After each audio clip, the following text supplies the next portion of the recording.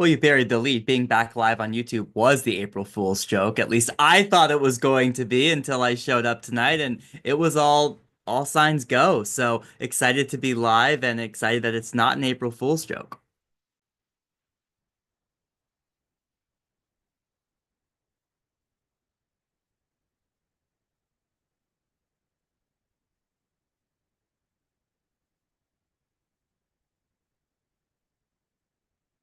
Why we do what we do here at college, here at, excuse me, Cracked Rackets. But yeah, we got a great college tennis season ahead, and certainly still a month of action that will tell us so much about what this postseason might look like. Of course, before we project ahead, what we want to do here tonight is recap everything we have learned thus far. Now, if you are a little bit late to this 2025 season, and by the way, you'll like this, Jay. We were muted during the intro, so everyone will hear it in the podcast form, but those of you here live on YouTube, welcome in. It's good to see all of you. We were bound. That's the April Fool's joke, I suppose, Jay, is that they got to see us in action, but now they can finally hear us in action. So there we go. We are ready to rock and roll. What we want to do here tonight is recap everything we've learned from the last week of play. Obviously, we'll focus most primarily on Friday, Saturday, Sunday's action. But of course, Duke and UNC decided to play last Wednesday, the day after we have recorded. So yeah, we want to talk about Duke's victory. We want to talk about everything we've learned, as each and every weekend you think we've played out every SEC matchup, right? Wrong. We still have a very fun schedule ahead, regardless of what we've already seen play out. There's just been a lot of movement, and all of it matters in relation to the 2025 NCAA tournament. So let's start with what we mentioned there first, the big Duke victory. It's their first signature victory with Liv Hovde on the roster. And of course, you look for this Duke team who only has 2 losses on the year overall. Both of those losses 4-3 variety before they had Liv Hovde on the roster. Of course, one of them to Virginia, the other to Ohio State. As good as this team had been, all the consecutive wins since the addition of Liv Hovde, and throughout the course of this season, even beating Michigan without her, they hadn't had that signature victory, that victory that maybe would convince you, okay, this team is for sure not only top 8, but maybe even a national championship title contender beyond what they are on paper. Well, they picked that up in their 4-2 victory over UNC, and what was most impressive in that victory is how they ultimately won that match, to drop the doubles point like they did and bounce back by earning not 1 straight set victory, not 2 straight set victory, not 3 straight set victories, but 4 straight set victories on their way to a 4-2 victory over the Tar Heels, a match, of course, ultimately played in Chapel Hill. To do it on the road as well. I know it's not that far down the road, but this was the signature victory they were looking for.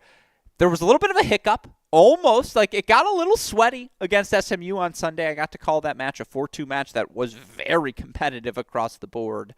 But this was the signature victory Duke was looking for. Again, they're now 16-2 overall. They're undefeated in conference play. Big weekend ahead at Cal, at Stanford. But are you ready to call this team a Tier 1 team, Jay, moving forward? Well, it depends on what you're referring to as tier 1. Are they in the Georgia Texas Yeah. A&M tier? I don't mean to interject, but I will. Yes, that's what I mean by Tier 1. The answer is no.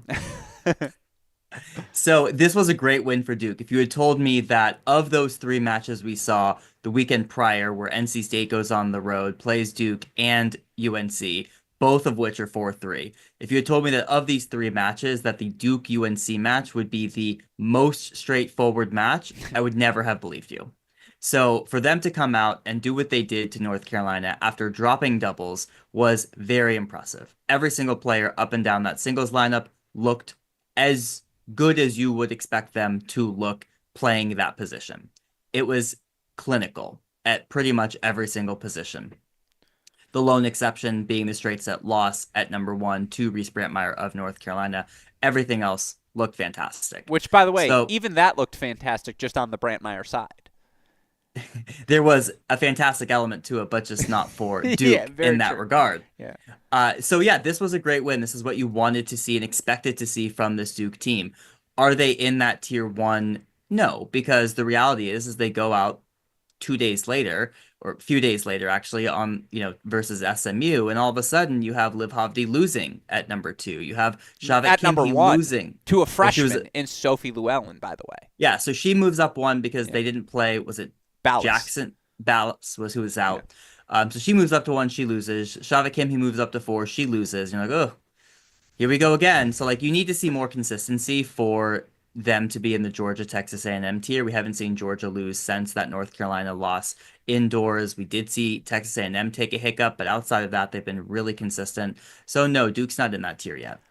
I agree with you.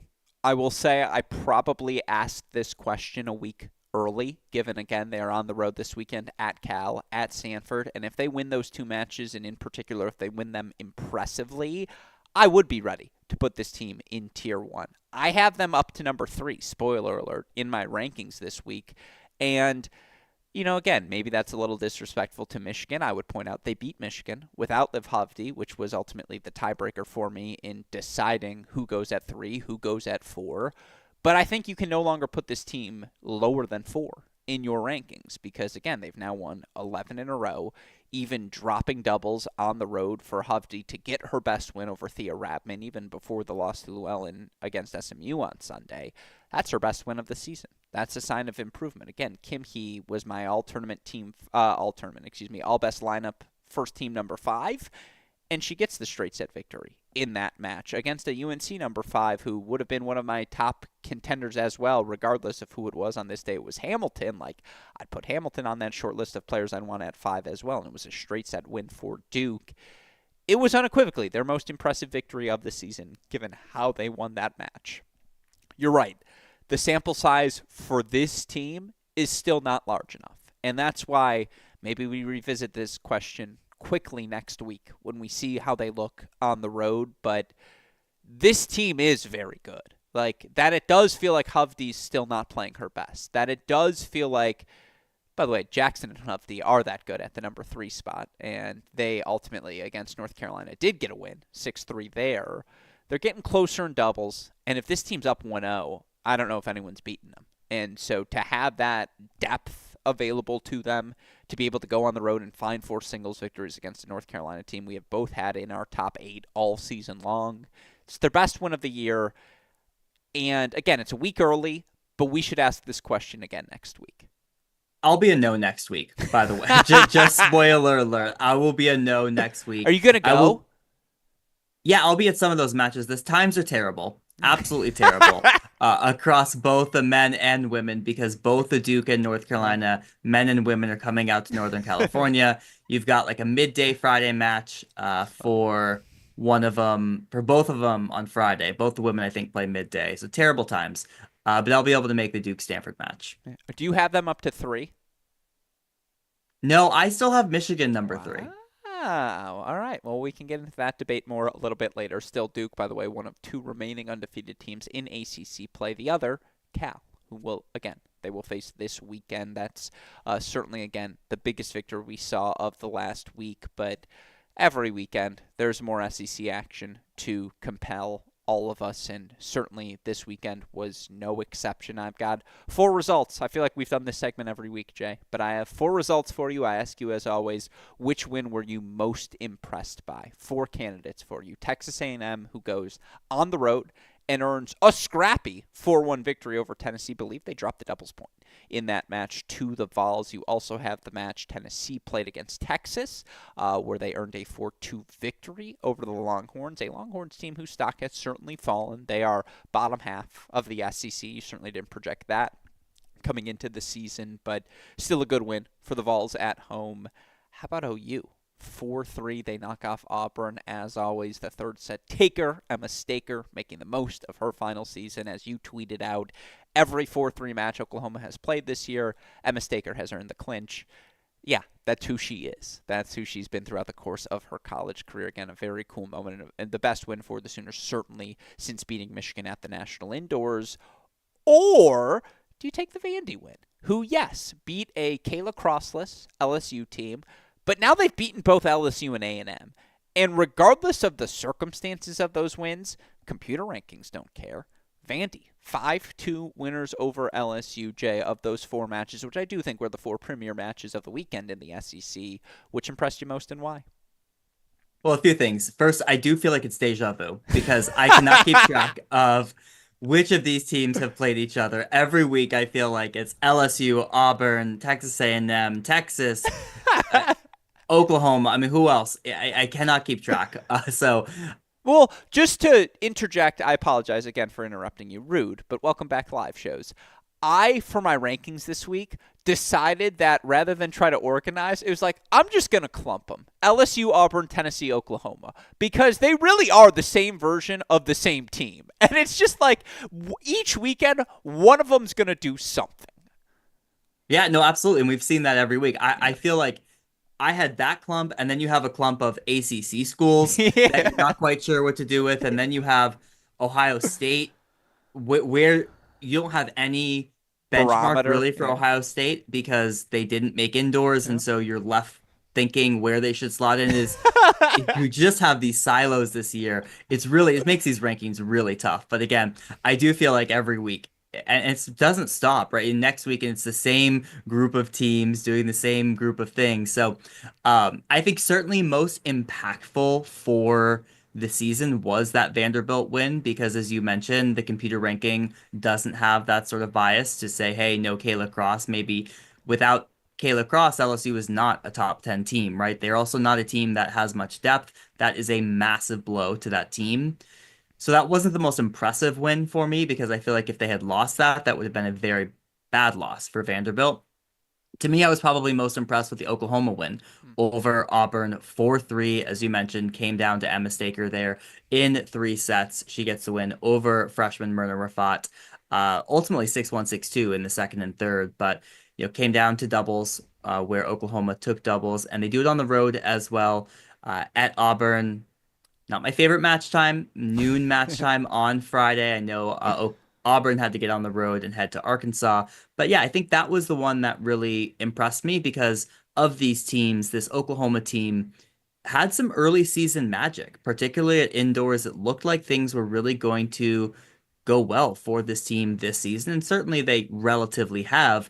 But this felt like the first match where they've really captured that magic, and certainly after losing that 4-3 match to Tennessee, this was just a much needed morale victory for this Oklahoma squad. I looked through every team's resume to try and sort them in the rankings, and they have all beaten each other and lost to A&M and Georgia. Or like in the case of Oklahoma, they also lost 4-3 to Texas. And you're right, like again, I agree with your argument. I'll just to quickly make the cases for the others. For Texas A&M, to drop a doubles point as they did at Tennessee and respond the way that they did, that's what a tier 1 team does. Stoyana, really tight match, but a straight set victory over Tomase. To have, not it wasn't Kieran, it wasn't Kupris, it was Perez, it was Smetana, it was Lexington Reed. 4, 5, and 6, where they go get those wins at Tennessee. Needed a win like that to just kind of remind everyone, no. There's a gap between you and us and the rest of the pack, more so than there is between us and Georgia. And so I do think that was a really good win. For Tennessee, again, like Britez Riso was not in the lineup last year. Suarez, not in the lineup last year. Rate, not in the lineup last year. They tried a new 6 this weekend, and she gets a big win to clinch over Drugdova in the match against Texas. Like, they dropped doubles in that match. And they go and find 4 singles victories, which you need to do at home if you're a top 8 team. But they did. And I still don't believe it. Like, I look at this team on paper, and they just don't have the heavy hitters the way these other schools in this part of the conversation do. And by the way, this gets to when we get to the top 16 almost set. That's our rankings for this week, because I kind of know who like 14 of the 16 teams are. I kind of feel pretty confident at this point, Jay, and I want to have that discussion with you because everything you said about those SEC teams, I so thoroughly agree with. I think that's the case for all 4. I would agree with you. Oklahoma's is the most impressive, but they were all impressive. And you could, I think, make a legitimate case for each of them. Yeah, but the question was to make a No. case for one. I agree with you. Yeah. I'm just saying I wanted to lay it out. Yeah, they were all great. I mean, I think we go on this ride now with Tennessee, at least the last 2 years, where I don't think any of us thought Cabezas was going to be that level of number one I for the still Tennessee don't. team. Yeah. She beat And Feng Ran Tien. Like, yeah, what? in the NCAA To quarterfinal. clinch. Yeah. But now you're starting to see like a Leila Brites Riso, who Yeah. is 12-2 in her dual matches this year. Like she is a very strong Yeah. number four for them if that's where she is playing. And so these players that we are less familiar with are developing. And that has certainly been a hallmark of that Ojeda Tennessee program. It's an excellent win. Again, them versus Auburn is the match I am most looking forward to left on the calendar this year because I need to see them go head to head. It's like that's the one we haven't seen yet. I literally looked it up. It's like Auburn beat Oklahoma, Tennessee beat Auburn, right? And it's like, or Tennessee beat Oklahoma, and Yep. Auburn and Tennessee haven't played. And it's like, I just need it. And that's the one permutation left that will maybe help sort things out. A great win for Vandy from the rankings, as you laid out. But yeah, another weekend of excellence in the SEC. Certainly a weekend for us to enjoy. I'll tell you what, it was also an entertaining weekend in the Big Ten, and I didn't even include Michigan State's victory this weekend. I believe they knocked off Northwestern. But certainly, again, you mentioned Ohio State. And you're right. Like, they are one of those 14 teams who it's like, do you put them at 7? Do you put them at 12? Like, anywhere in that range acceptable because in the sample size we've seen, they beat NC State Locky. Renaissance Yeah. They beat NC State at indoors. at Again, kickoff. their only losses were 4-3 to Tennessee and 4-3 to Michigan, and both of those were road matches. And then this weekend, they earn a 4-1 victory over USC, a 4-1 victory over UCLA. Yes, at home, but like those are two good wins that top 16 teams certainly pick up. And to win them 4-1, dare I say, that's almost a top 8 level sort of victory. Of course, you also had some chaos. Welcome to that end of March. Oh, we're playing indoors or whatever it may be. Penn State 4-3. They knock off USC. UCLA did get a 4-0 win over Penn State, but a welcome to the Big Ten moment for those West Coast teams. Jay, again, the numbers are gaudy because the record is gaudy, so it's hard to look too deep into it, but we talked about it last week. Taya Chavez's jump is real. They have I'm blanking on their freshman's name. I don't want to. It's not Nushik. It's Now Nishina. Nishino. Nishino. Thank you. She is good. A real contributor right away. Not just Chavez, but Spencer's taken a leap forward as well. They have Baryzniak, Ratliff in the middle of their lineup. Those are as experienced hands as you have in college tennis. And by the way, Luciana Perry is making everything we saw from her freshman season feel real here in year number 2. This team is fucking good. Like, I just don't know how else to say it. They have pieces. And to get these sorts of wins, what do we do with Ohio State?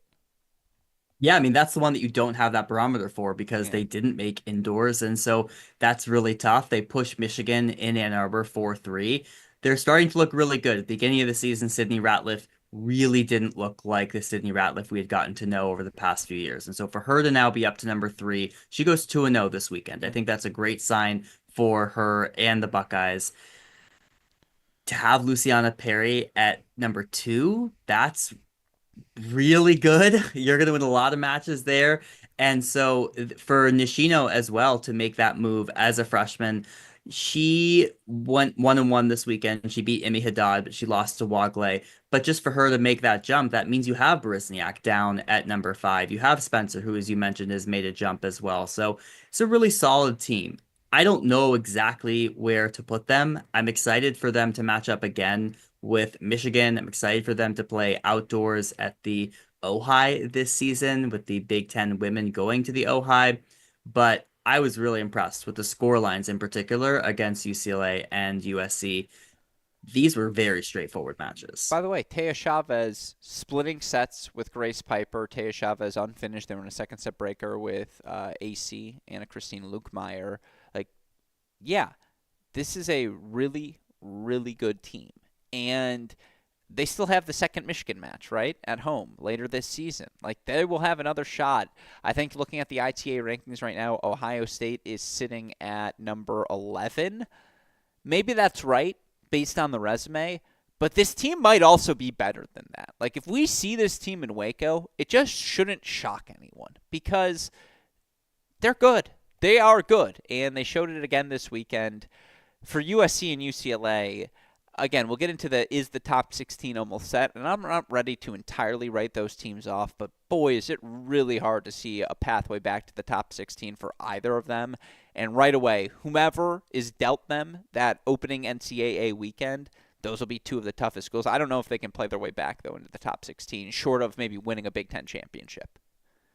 Yeah, it's going to be really tough. I think that Big Ten championship is what you're looking to, which should be advantageous for both of those Sure. LA schools. Very familiar with the Ojai. I don't know what UCLA was doing this past weekend. The only thing that's really been working well for them has been doubles. They split up their doubles pairings of Hanson Wagley and Center and Fiki. They lose doubles against Ohio State.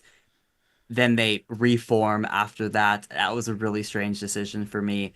Shocking loss for USC to go on the road. You have to chalk a lot of that up to travel, playing indoors for the first time in a while, but that is a dagger of a loss, and certainly one of the most befuddling losses we've seen this season. Yeah, it was a tough one. And now both of them, again, Penn State knocking off USC, UCLA earlier this year to San Diego State. Like, that's the path to you want to draw the direct line. Why didn't you finish top 16? Unfortunately, losses like that will do you in, particularly when you have, again, an ACC, SEC conference. I was looking at it right now, the top 16, all but three teams are ACC or SEC. It's Michigan, it's Ohio State, it's Texas Tech. Like, that's the list. And those teams keep playing each other every weekend. Those opportunities just aren't as numerous in the other conferences. That's why it was massive for Ohio State to go 2-0 this weekend and knock off both of these teams and try to consolidate their spot. But yeah, welcome to the Big Ten moment, I suppose, for each of these West Coast teams. And again, beyond that, we could point to a bunch of individual matches, but I want to talk about some broader storylines that played out over the course of the weekend. First of all, a team we were watching very closely at the start of the season, but obviously very much limped out of the gates as they weren't their full form. They now are. I think they've won, I have the number in front of me. It's something crazy like 7 matches, in a row. How about Oklahoma State, who earns a big weekend of Big 12 victories, 4-0 over Baylor, 4-2 over TCU. Again, there are a lot of known pieces for this Oklahoma State team. Komar, Collins, obviously. If that's where you're building your core around, you feel pretty good from there for them to bring in a piece like they did in Melissa Urquhart, at that top spot. Rosemary Nykamp still playing well. Epps, Lopez, it's a very talented team. And obviously they limped out of the gates, but now they've won 7 in a row in Big 12 play. Here's a crazy thing. I looked it up, Jay. Do you know Oklahoma State and Texas Tech do not play in Big 12 regular season conference play? Like, that sucks for both of those teams. And if they can, find a way to schedule a matchup on the calendar because it would be beneficial for both regardless of the outcome. I mean, again, Oklahoma State, have they played their way back into any sort of conversation for you, Jay? Not really. I mean, I think it's good that they're not losing these matches, but it's still individually concerning. Like, Ericon hasn't been the world beater at one that maybe we thought she would be. Komar has been the most volatile we've seen her ever. Kylie Collins is pretty volatile as well. Nykamp has looked really solid for them at that number 4 spot. Lopez is hit or miss, even at number 6 in some of these Big 12 matches. So even on paper, they're not yet delivering what we thought they would. As a unit, things start to be looking better, but I don't have a ton of confidence in this team. Good win for them over Baylor to beat to beat Kostenko, at 1, Tiglia at 2 in straights. Epps got a straight set win at 5 as well. Like that, and they win doubles. That's the most impressive they have looked all season long with this full formed version. If they run the table from here, win the Big 12 tournament, it'll be fascinating. Like, if all of those teams finish with one loss, what does the seeding look like? Honestly, if you're Oklahoma State, you don't want to be the 1 seed. You want the chance to play Texas Tech and UCF at the conference tournament to try to play your way into that top 16. We'll get to that conversation here in a little bit. I'm still reserving a top 16 spot for the eventual Big 12 tournament champion, whomever that may be, Jay. Yeah. But there's a path. Yeah, there's definitely a path. I mean, you look at these teams now, UCF 17, Oklahoma State 20, where's Texas Tech Texas Tech 13? 15? 15. right? So I would say there's certainly a path. You look at the other schools around them, they're probably not going to end the season as strongly as one or two of those Big 12 teams are, where at least they'll make the final of their conference championship. So it's too bad they don't play Texas Tech in the regular season for Oklahoma State. Same thing for Texas Tech. But yeah, I feel more confident now that we're going to get one or two Big 12 teams than I did maybe a few weeks ago. Yeah, again, I have all three still: UCF, Texas Tech, Oklahoma State in the hunt for one of those top 16 seeds. Another storyline I had, and I get to call the ACC every weekend, so I get to see it. Stanford is such a fascinating watch because not only are they Yepa Fanovalis, not only are they Catherine Huelis, obviously Blokina turns pro before the start of the season. Who else turned pro? I'm blanking on the name. India Houghton. India Houghton, thank you.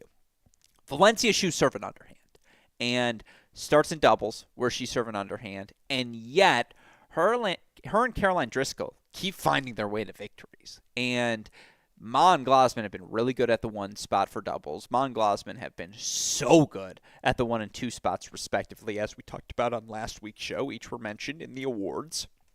Stanford, their first Florida swing, 4-1 over Florida State, 4-3 over Miami. By the way, that 4-3 match over Miami, every singles match was a straight set victory.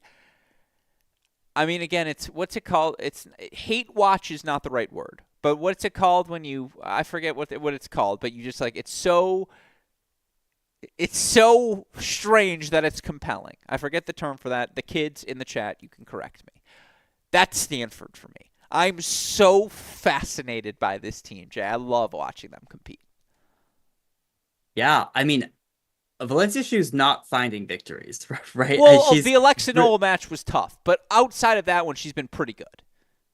Valencia Shu? Oh, Valencia Shu. Sorry, I thought you said Valerie Glasman. You're right. Valencia Shu has not found singles victories. She is finding doubles victories. Yeah, no, she's retiring in these matches. Yeah. Like, she's not finishing these matches. So it's very impressive. I thought for sure they would lose that Miami match because I thought this is a recipe for disaster because they're going to lose at one against Alexa Knoll, most likely. And then I don't think they have the depth to compete. However, Xinyi Zhang not on the lineup for this Stanford match. And so also no longer listed on the roster online.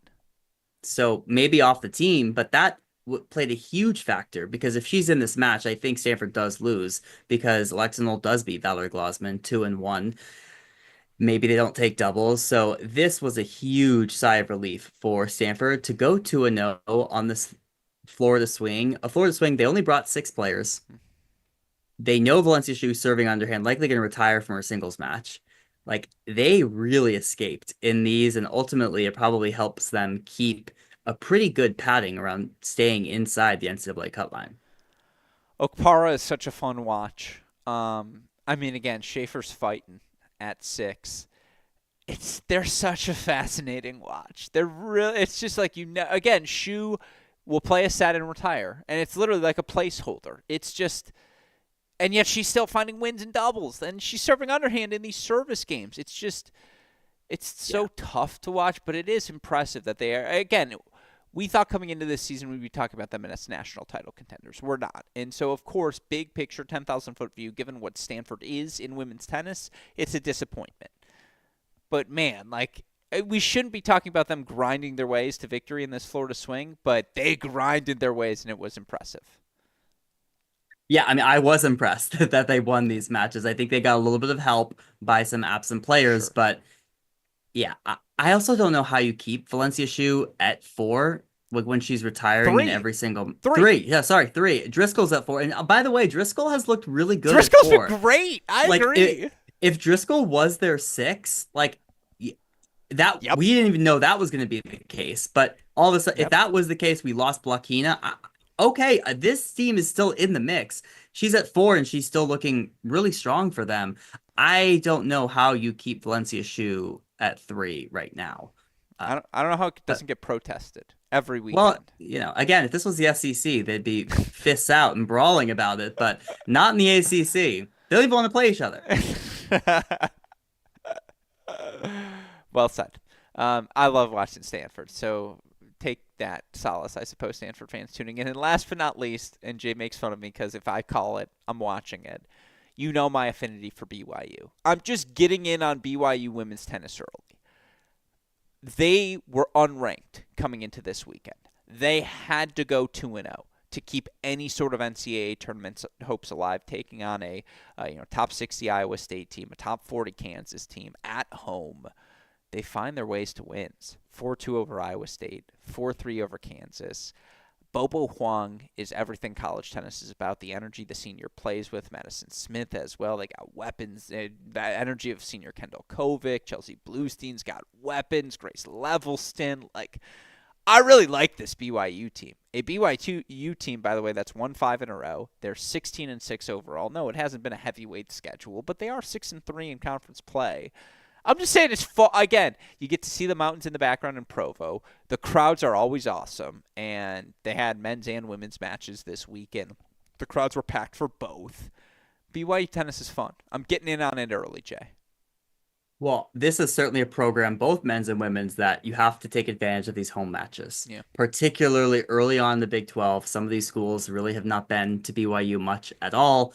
The altitude is going to be a big shift. I'm looking at that match with UCF women in Provo. We saw what happened when the UCF men went to Provo. It didn't turn out well for the Orlando folks. So that is one to circle. But yeah, I mean, it was a great weekend for them. Again, you got to capitalize when you have such a distinct home court advantage. From outside the rankings, they jumped all the way to number 55. You're just back in the hunt. You have a chance now in a way you didn't before. And so, again, shout out to this BYU team, who I think plays Oklahoma State this weekend. Just keep an eye on that one. Looking forward. That said, it's in Stillwater, though. Yeah, but I'm just saying, keep an eye on this Okay. BYU team.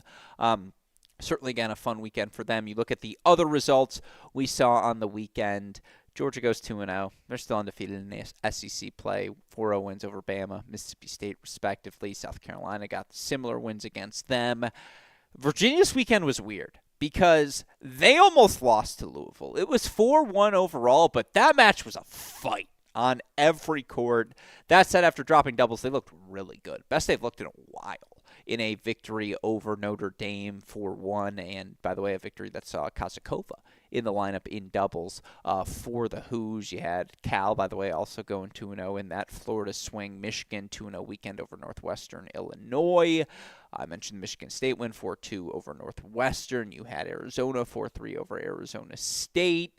You had a really fun match, 4-3 win, 4-1 win for Wake Forest over Clemson. I feel like I got all the big ones, Jay. Did I miss anything from the weekend? Any other thoughts? Well, I'm now questioning my order of where I had Michigan because, I'm remembering that match against Northwestern. That was quite close. Yeah. I mean, shockingly, Northwestern took 2 of the top 3, handed Julia Fliegner her first dual match loss of the season. That was a performance from that Northwestern team, and surprising after Michigan had gone outdoors to the LA schools. So they're keeping us on our toes. Yeah, I should have mentioned the Texas win 4-2 over Kentucky. Texas has struggled, and they don't know who their 6 are. It's too many cooks in the kitchen, and it's an issue. And look, it was an awesome recruiting class. This team reminds me. I mean, I keep using this. I've said this a million times on the mini break the past couple of days. I really like Kirkland brand. I want to be abundantly clear, the generic brand offered at Costco. But Texas is doing a Kirkland brand version of 2014 Virginia men, where it was just like, okay, but are we playing Aragoni today? Are we playing Richmond today? Are we playing Daigle today? That's what the problems they have is who are we playing? What's it going to look like? Who's playing where? Not exactly everyone's healthy either. They could get hot. They could still beat a bunch of teams if it's the best version of them come May. But I don't know. It's obviously they're no longer sleepy contender for national title if it all clicks. It's no, I don't think that's happening this year. Yeah, no, I don't think that's happening. I mean, I don't know if I see the Virginia men comp. I mean, the 2025 Virginia men are the 2014 Virginia men comp, much more clearly. But yeah, I mean, look, they don't have Zainalova. And if they don't have Zainalova, then they're very much not in the conversation. Yeah. If they get her back and she's healthy and they get to move everyone down and they figure out who their pieces are. But right now, the only piece that they have is a fruit ski. Yeah, it's fair. And again, they're fun to watch. You never know exactly what's going to happen on any court. But Still hasn't clicked. I still don't think we've seen the best version of this Texas group. Hopefully we do get a Well, we glimpse. we actually might have. Yeah, that's true. We Early. might have seen them at indoors. Fair enough. All that is to say, and I mentioned this earlier, I kind of feel like I know who the top 16 teams in the country are right now, Jay, as we head into April to start. And, again, trying to figure out the top 10 right now. Like, where do you put a Virginia? Where do you put a Cal? Do you consider a Vanderbilt? What do you do with NC State? What do you do with Ohio State? What do you do with UNC, who has the best win over Georgia, but outside of that, not a lot else on their resume? Here's where I want to start, and then we can get into the granular of the top 10. I think I know who 14 of the 16 best teams in the country are, and I want to list them for you. And if you just tell me yes or no, is this team top 16? Does that work? Sure. All right. But I don't think this is a controversial exercise. But I think to be at April 1st and say, like, no, we know who 14 of them are, that feels a little condensed. Like, I feel like usually at this point, maybe we're down to 20, 22 teams, but it's like, no, like, I kind of know who 14, like, I know my top 14 is pretty firm. Like, these are the 14 best teams, and it just depends who's healthy on any given week. So, again, Georgia, A&M, I would probably put Duke in Tier 1, but that is a little bit projecting in advance. But Georgia, A&M, the clear-cut Tier 1, right? Yep. Duke. Michigan. Just give me a yes or no. Duke. Yes. Michigan. Yes. LSU. Yes. Auburn. Yes. Tennessee. Yes. Oklahoma. Yes. Virginia. Yes. NC State. Yes. Ohio State. Yes. Cal. No. Ooh. Vanderbilt? Yes. Okay, so you agree with 13 of my 14. No Cal. Mm-mm. Beat Virginia on the road. Down a play, like, not full lineup. That's not good enough for you? You don't put them over a Tech or a UCF or an Oklahoma State? I would be interested to see that Texas-Cal match. That would be a fun one. I mean, you're right. Maybe it's a better ask me after this weekend. Like, if they beat one For of sure. Duke or UNC, is it then a top 16? Yeah, definitely. I mean, their best win right now is that Virginia win in Charlottesville, where Virginia had 4 of its top 6. They are one right? of 2 undefeated ACC teams. It's them and Duke. Yeah, and they have one top 24 win. Also true. Very, very fair. Looking at my rankings. All right, Georgia A&M 1 and 2. We agree on that. Mm-hmm. I have Duke 3. You have Michigan 3. I have Duke. I have Michigan 4. You have Duke 4. Right? Yes, we have the same 3 and 4. Okay. In different order. Now it gets creative. Last week, I just want you to know, you had LSU at 6. I had LSU at 7. They lost this weekend without Kayla Cross. I moved them up to 5. Because I went back and I actually looked at their matches against Georgia and Texas A&M, which were extraordinarily close. Other than the Vidmanova win at 1 over Brace on that day, like, everything in that LSU-Georgia match, that very well could have been 4-3, and it could have been 4-3 LSU. Their match against A&M, extraordinarily close as well. Other than those 2 losses, they lost to Michigan full tilt, fine, not a bad loss, and they lost now to Vandy, but without Cross. I think I like that. Like, I was just like, who would I pick? Them or Auburn? Them or Tennessee right now? Full tilt, all teams. And I decided I would pick them most, so I put them at 5. I have North Carolina at 5. So I have North Carolina at 9. Let's do it. Wow. Because it's just like, here's the case. Because I put the whole SEC blob, and I made this argument earlier. LSU, Auburn, Tennessee, and Oklahoma are kind of the same team. Like, from a projection, like, they are good teams. They are all top 8 quality teams, right? Would you agree? Yeah. They are all calloused. In a way, North Carolina's just not. Like, I know they beat NC State 4-3, and they just played Duke. But, like, when have we seen this UNC team really pushed? They lost the match 6 match points up to Virginia. They lost convincingly to Auburn the next day. Yeah, they beat NC State 4-3 at home, but up a doubles point, they lost 4-2 to Duke. Their resume is not impressive as how calloused up all of these SEC teams are. And maybe after this weekend, I will move them back up to 5 if they go on the road and impressively beat Stanford. Because I do want to reiterate, the gap between 5 through 13 is not very big right now. But I can't make the argument outside of their Georgia win, which, by the way, that's the case, is they have the Georgia win that LSU, Auburn, Tennessee, and Oklahoma all lack. And maybe you want to say they're all on the same level, and that's the tiebreaker. Fine. I accept that. But I can't do it. They're just not callous the way those other teams are. And I just haven't seen them tested the way those other teams are. Yeah, no disagreeing with that, right? They are far less callous, and I would really shiver at them playing any of those SEC teams right now. I think they could get eaten alive. That's why I can't put them higher, because it's like if we're asking who would you pick, I think I would pick all of these teams over them right now because I just haven't seen it the way I have otherwise. Yeah, that's fair. I mean, I think we're always doing this balancing act of like, are we doing who would beat each other today? Are we kind of saying like on paper who are the best teams right now and factoring some of the resume stuff? I mean, what I really like about this North Carolina team is I would take them in doubles and at number one singles against every single one of those teams. That's And fair.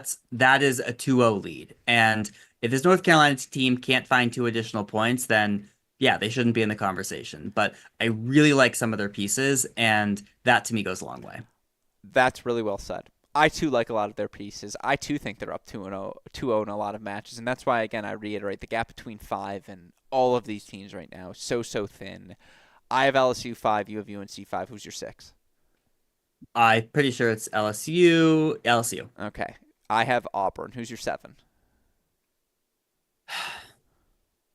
I have Tennessee. Okay. I, too, have Tennessee. And, again, it's just like Tennessee doesn't have a bad loss on their resume. So there's good cases to make. Auburn doesn't have, I mean, they have, I guess, one bad loss, but they also have better wins, I think, than Tennessee, just, again, by virtue of the UNC win. We can get into it. Who's your 8? I have Virginia. They were the toughest team for me to place. I will be honest. You have been beating this drum for a month and a half. I dropped Virginia out of my top 10. I decided it was time to do it, that no longer could I justify having Virginia in there, and I apologize. I think Jay's screen might have froze, and hopefully he jumps back on here shortly, and when he does, he can refute my point here coming up, but it's just hard to say that we have seen the best version of this Virginia team, as Jay has reiterated week after week here on this show, for 2 months now consecutively.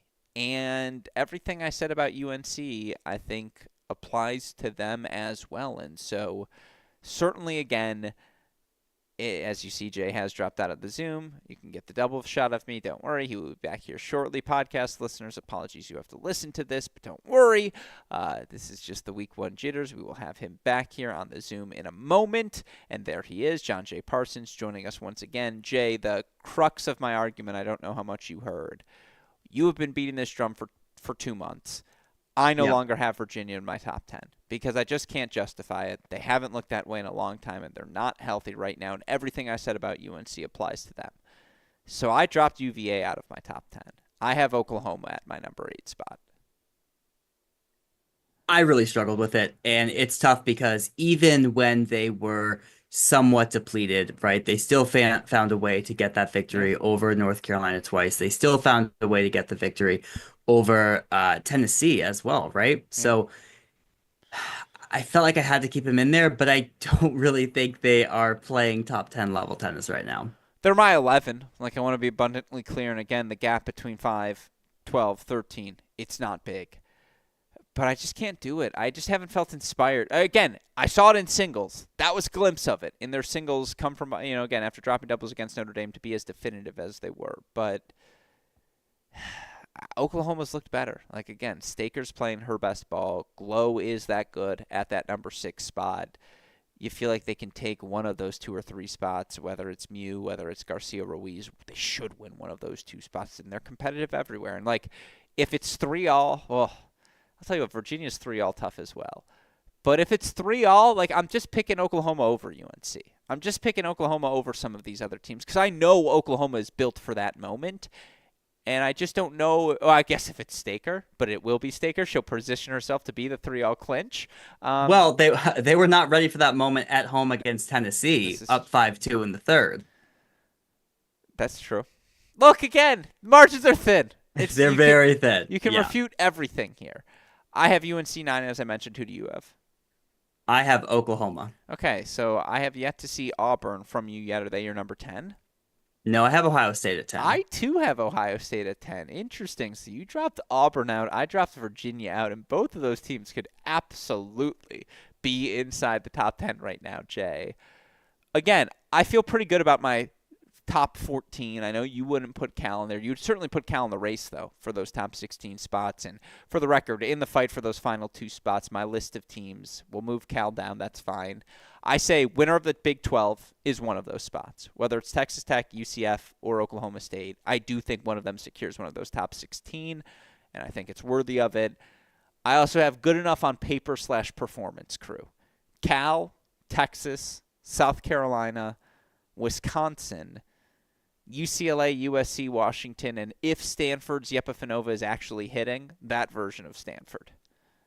Where's NC State? I already mentioned them in my top 14. Like, they're one of my locks. Okay. Yeah, So or the top rest of those 13. were competing for those last 2 spots Yeah. for you. Yeah, I think that's right. I think we agree on the top 14. Yeah. Would you put Cal above the rest of that group of teams I just mentioned, like a South Carolina? Ooh, I love this pause from you. Yeah, probably, but not.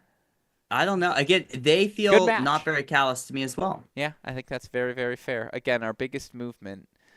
Yeah, I don't feel right dropping Virginia out of the top 10. I don't know. We'll see how long it lasts. Sorry, who's They're the asterisk they've been the asterisk this whole season. 100%. And again, the best version of them could win a national championship. I just hope we see that best version before the calendar hits All right, May. that's a little hyperbolic. You don't think the best version of Virginia can win? No. Huh. I mean, I don't even know what the best version of Virginia looks like. We haven't seen Kozakova, Lace. Like, who's even playing 3 through 6? Where is Collard going to actually be in the lineup come the NCAA tournament if everyone's healthy? If she's at if you're saying six, the best version of Virginia versus the worst version of Georgia, the worst you don't version think Virginia of, can go grab the doubles point? Collard can beat Rojas. Collard can't beat a lot of people right Yeah, now. that's true. I don't know. Yeah, that's interesting. I mean, yeah. All right, fair enough. Anyways, week ahead. It's so far outside the realm of possibility.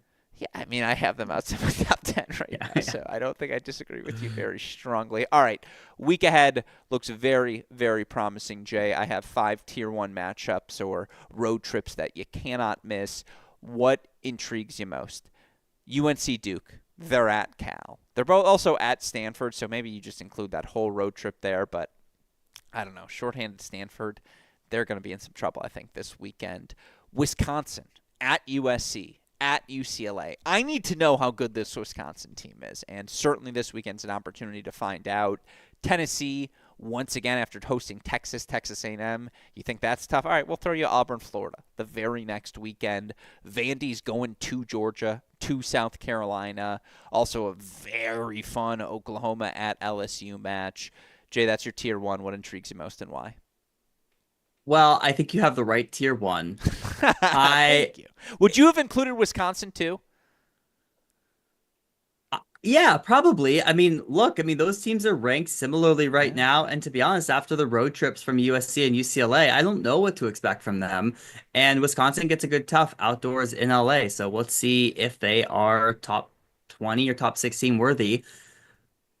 I think the most interesting is going to be the LSU teams. LSU facing Oklahoma and Tennessee and Auburn. Like the SEC is just, it's real good. And those are going to be very interesting matchups, particularly because Auburn really wants to win over Tennessee, get themselves back in the top 8. Same with Oklahoma, right? They feel like they could compete down low against LSU. Probably feel like they match up well with them.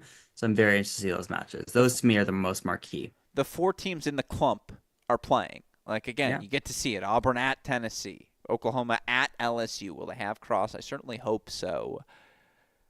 if Vandy beats South Carolina, I would feel comfortable putting them like pretty definitively in my top 16, because then it's like, okay, now you've done it multiple times. The win against A&M, the win against LSU, even though again various circumstances leading to that, it's like, okay, then go beat an at South Carolina team that's certainly on the outside looking in, but it's on the bubble. Like, it's certainly top 25 good. If you go earn a road victory against a top 25 team, that's the criteria for being in that top 16 conversation. And again, for Ray to bounce back and get a big win at 2, Stamel to bounce back and get a big win at 3 over LSU, I like that matchup a lot.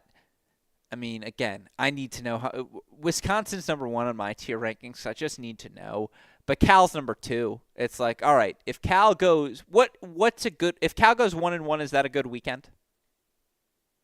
It's a good weekend. Yeah, right. Like, one win is like, okay, you did a job. You are top 16 good. I mean, they only have one top 24 Yeah. win right now. So yes, that would be a good. I would even say it was a really good weekend. Yeah. All right. Fair enough. And again, there are other good ones. UNC Duke at Stanford. That's the undercard.